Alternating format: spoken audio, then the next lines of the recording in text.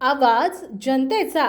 76व्या प्रजासत्ताक दिनानिमित्त रिसोड नगर परिषद पाणीपुरवठा विभागाचे कर्मचारी विनोद बांगर यांनी रिसोड पोलीस स्टेशनचे कर्तव्यदक्ष ठाणेदार भूषण गावंडे आणि कर्मचारी यांना रिसोड पोलीस स्टेशनकरिता पक्षांचं घरटं देण्यात आलंय। तसेच रिसोड नगर परिषद मुख्य अधिकारी सतीश शेवदासाहेब यांच्या हस्ते पक्षांच्या घरटाचे वितरण करण्यात आले।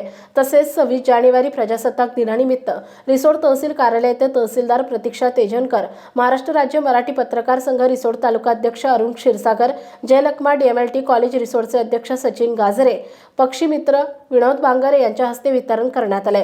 रिसोड शहर प्रतिनिधी सचिन गाजरे।